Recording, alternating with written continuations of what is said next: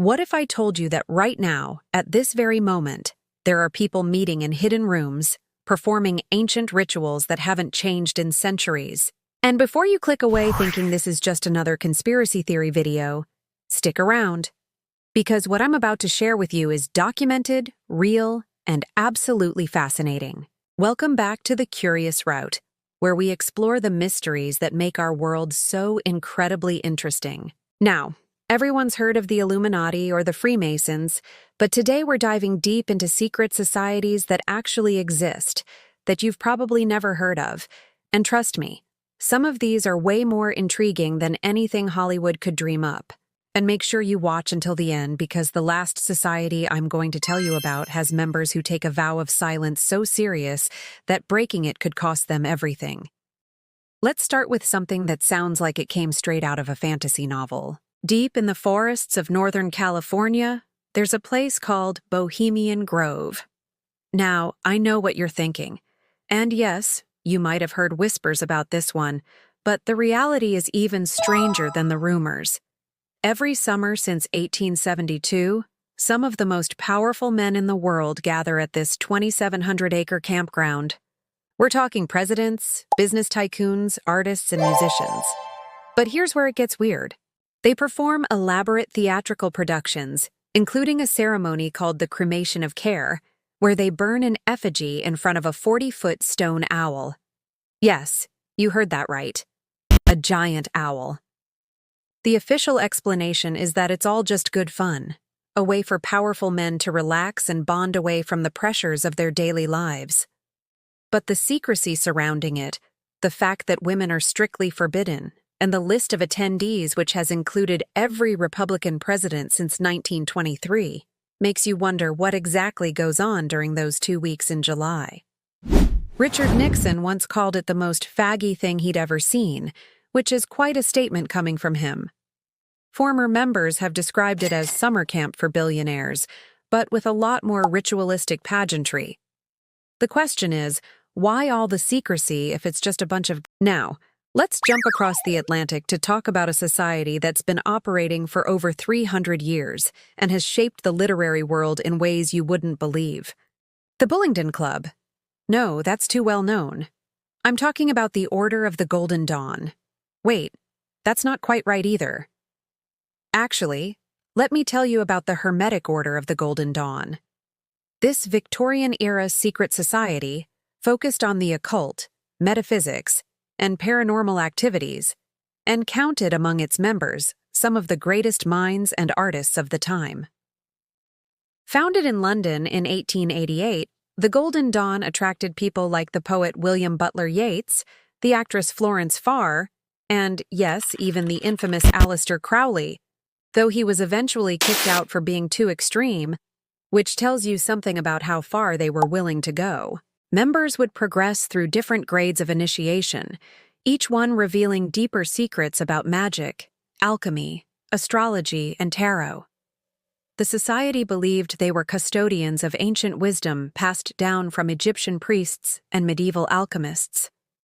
While the original order collapsed in the early 1900s due to internal conflicts, splinter groups still exist today, practicing the same rituals in secret temples around the world. But here's something even more mysterious. Have you ever heard of the Cadaver Society? If you went to Washington and Lee University in Virginia, you might have seen their calling card. This secret society, founded in 1857, is so secretive that members don't even acknowledge its existence while they're alive. They meet in a windowless building called the Cadaver Hall, and their symbol, the number 7 with 13 stars, appears mysteriously around campus. Members are only revealed after they die, when their names are published in the university's magazine. Imagine keeping a secret for your entire life. What kind of loyalty does that require? The society supposedly focuses on service to the university, but the level of secrecy seems disproportionate to such a benign purpose. Some say they're guardians of the university's darkest secrets. Others claim they perform rituals honoring the dead, which would make sense given their name. But the truth? Well, that's buried with their members, quite literally. Now, If you think university secret societies are strange, wait until you hear about this next one. It's called the Bilderberg Group, and unlike most secret societies, this one doesn't deal in rituals or ancient wisdom. It deals in power, pure and simple. Every year since 1954, around 150 of the world's most influential people gather for a private conference.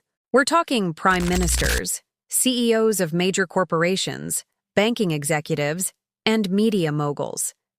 The meetings last 3 or 4 days, and everything discussed is strictly off the record. No press is allowed inside. No minutes are published. Attendees are forbidden from attributing anything said during the meetings to anyone. The official line is that it's a forum for informal discussions about major issues facing the world, a place where leaders can speak freely without worrying about political consequences. But critics see something much more sinister: a shadow government making decisions that affect billions of people without any democratic accountability. Did they decide on the European Union? The Euro? Wars in the Middle East? We don't know, and that's precisely the problem. Or the point, depending on which side of the conspiracy you're on. What makes Bilderberg particularly fascinating is that it doesn't even pretend to be mystical or historical. It's purely pragmatic, a recognition that real power requires real secrecy. And before you dismiss it as conspiracy theory nonsense, remember that its existence was denied for decades until journalists finally forced the organization to acknowledge itself. Speaking of organizations that hide in plain sight, let me tell you about the Rosicrucians.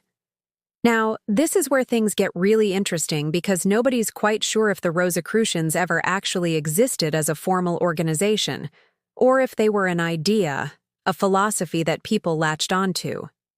It all started in the early 1600s, when anonymous manifestos appeared in Europe claiming that a secret brotherhood of alchemists and sages was preparing to transform the world. These documents spoke of Christian Rosenkreuz, a mysterious figure who supposedly traveled to the Middle East and learned ancient wisdom. The manifestos caused a sensation.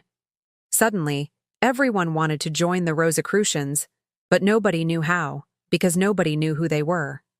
Some historians think it was all an elaborate hoax, or a philosophical thought experiment.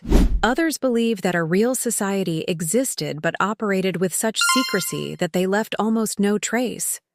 What's undeniable is the influence they had. Isaac Newton was fascinated by Rosicrucian texts. Francis Bacon might have been a member. And today, there are organizations like AMORC, the ancient mystical order Rosicrucis, which claim to continue the tradition, teaching members about metaphysics, mysticism, and the secrets of the universe through correspondence courses. Whether they're connected to the original Rosicrucians or just spiritual descendants, they've kept the mystery alive for over 400 years. But let's get back to something more concrete, more elite, and honestly, more controversial. At Yale University, there's a windowless building called the Tomb. Inside, 15 seniors meet twice a week for rituals, discussions, and bonding exercises that will connect them for life. This is Skull and Bones, founded in 1832, and it's arguably the most powerful secret society in America. Why? Because its membership reads like a who's who of American power. 3 presidents have been members, including both George H.W. Bush and George W. Bush, along with numerous senators, judges, cabinet members, and CIA officials. Members call themselves bonesmen, and they supposedly lie in coffins and confess their sexual histories to each other as part of the initiation.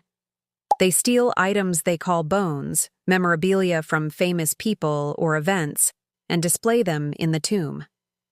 There are rumors that the society has the skull of Geronimo, though the Apache tribe has sued to get it back.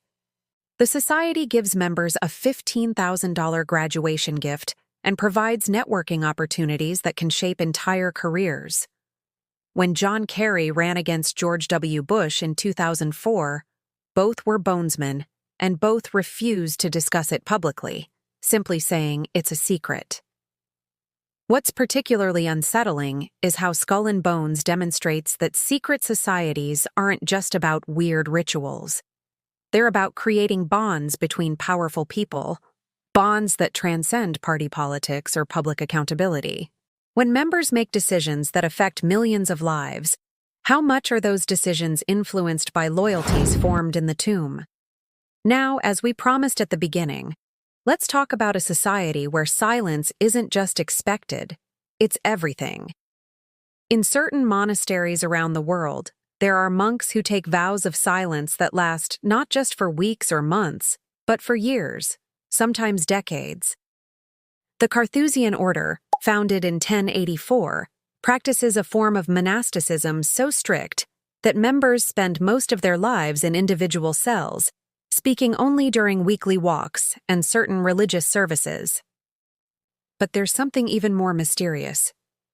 Within some of these silent orders, there are inner circles, monks who have taken additional vows, who have access to libraries and archives that no outsider ever sees.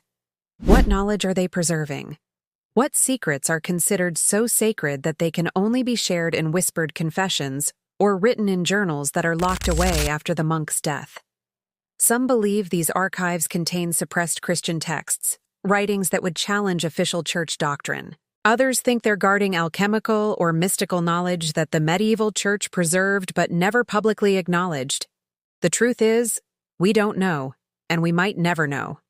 Because unlike Bilderberg, which at least acknowledges it exists, unlike Skull and Bones, which has been exposed by journalists, these monks have perfected the art of secrecy through simplicity. No websites, no former members writing tell-all books, just silence, prayer, and secrets that die with their keepers. So what does all this mean? Why do secret societies exist? And why do they fascinate us so much? Maybe it's because they represent something fundamental about human nature. We form groups, we create hierarchies, we share secrets that bond us together and separate us from others.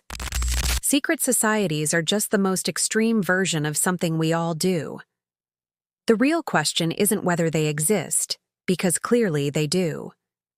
The question is whether the secrets they keep are protecting something valuable or hiding something we deserve to know. From the forests of Bohemian Grove, to the silent cells of Carthusian monks from Yale's tomb, to the Bilderberg meetings in luxury hotels, these societies remind us that the world is more layered, more mysterious, and more interconnected than we usually acknowledge. Power, knowledge, and brotherhood. These are the currencies of secret societies, and they're not going away anytime soon. Thanks for joining me on the Curious Route today. If this video made you think differently about the world around you, hit that like button and subscribe, because we're just getting started exploring the fascinating mysteries that most people never hear about. And subscribe, because we're just getting started exploring the fascinating mysteries that most people never hear about. And hey, drop a comment below. Which of these societies surprised you the most? Or better yet, do you know of any secret societies I didn't mention? Let's keep this conversation going, because the more we share, the less they can hide. Until next time, stay curious.